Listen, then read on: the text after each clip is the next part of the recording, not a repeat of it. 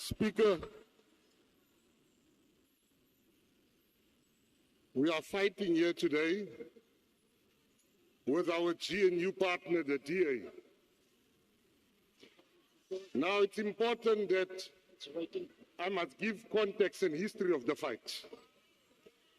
The finance minister approached us and he said, we are looking at a 2% VAT. We immediately said, that's too much. We were negotiating, we were fighting, we were debating. We ended up on 0.5 percentage points.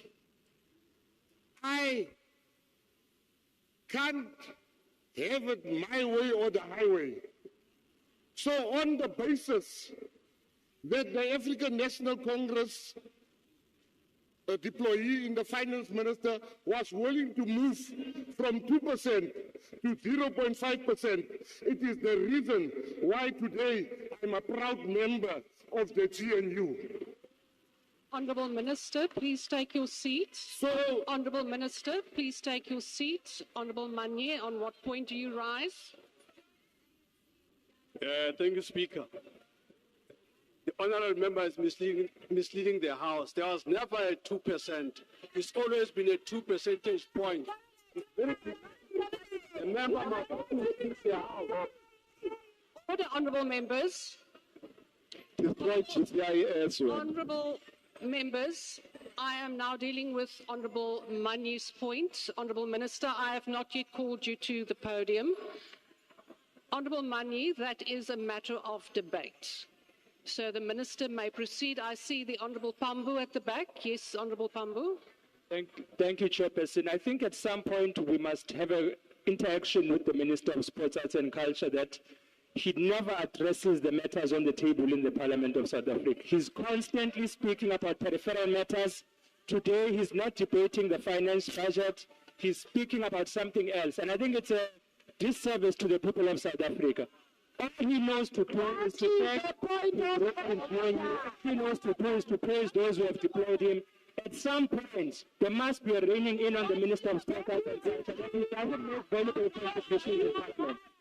We have to have that conversation. He doesn't make valuable contributions to debate in this Parliament. He goes there and he speaks about peripheral issues because he's got no value to it. It's unacceptable. It's been continuing for a while now. We can't accept it as members of Parliament. Can you debate the matters on the table and stop telling us about his role in the GNU and his appreciation? We're tired. We know he's thankful. We're tired of that. Please. Honourable Pambu, that is a matter of your opinion and a matter for debate.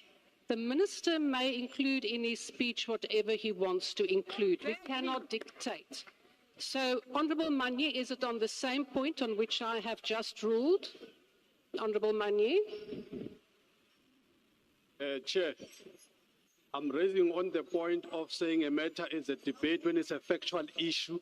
If you were to look into but there is no such a point, man. If you were to look into the budget, Honourable Deputy Speaker, there's no such a thing as a 2%. It's a 2 percentage points. It's fundamentally different. It's not a debate matter. It's a factual. Honourable Manye, in terms of the rules, I have now ruled, and the Honourable Minister will now proceed. Honourable Minister, my apologies. Your member there at the back also wishes to raise a point. Yes, please go ahead, Honourable Daniels. Thank you. Thank you. Honourable Minister, please take your seat. Your member is on the floor. Honourable Minister, your member is on the floor. Yes, member, please go ahead. Thank you so much, Honourable Deputy Speaker. We must be sitting in different meetings because the Honourable Minister is raising points on the VAT item. Talking about the 2%, Honourable Chairperson, Speaker, is a matter that was initially tabled. I have ruled on the matter. Yeah, but they mustn't say we're not talking about VAT. Honourable when in member, fact digits are being mentioned which refers to VAT. I have ruled on the matter, and please, members, take note. Once I have ruled on a matter, that is the end of that particular point of order, and we don't entertain it any further. Honourable Minister, please proceed.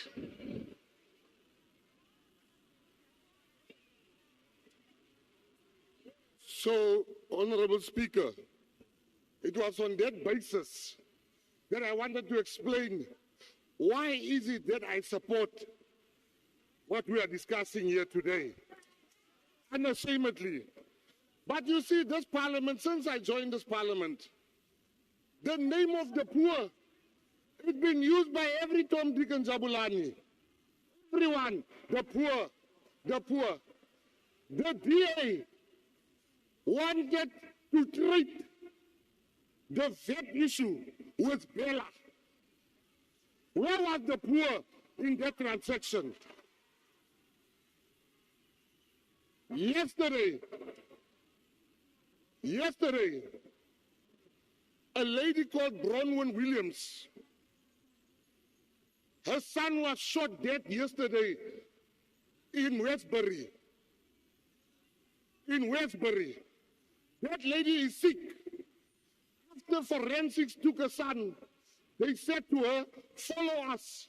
She said, no, I must go and vote first, because voting is the only way to silence the guns in my area. So if you wonder why Mckenzie is voting here, because this budget contains hope and plans that there will be more policing, there will be more jobs for the people. Lastly, you see, Des van Rooyen, Honorable Des van Rooyen come here, and he says, we love blue lights. When President Zuma appointed him for a weekend, he didn't say no to the blue lights. Honourable Minister, there's a point. Honourable Minister, Honourable Minister, please take your seats. Honourable Skosana, your point of order. Deputy Speaker. Order, members. Please proceed, Honourable Skosana. Deputy Speaker, President Zuma is not in the house here, so it's irrelevant. What he's talking about is irrelevant. Thank you. Honourable Minister, please proceed.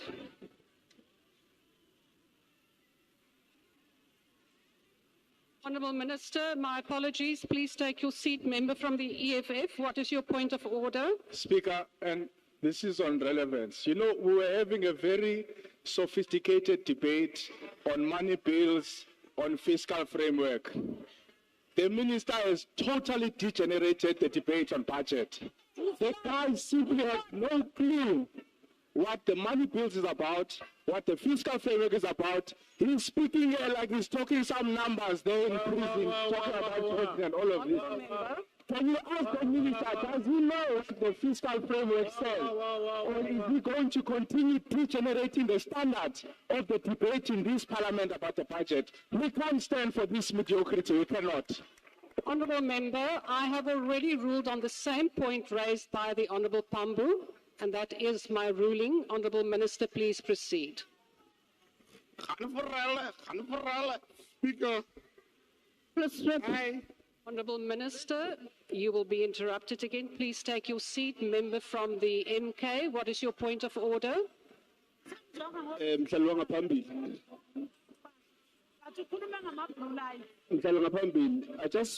I just wish to check if the 3 minutes is not yet depleted of the minister there. He's wasting our time. Honourable Member, that is for the presiding officer to indicate that the time has been concluded. Thank you. Honourable Member, MK.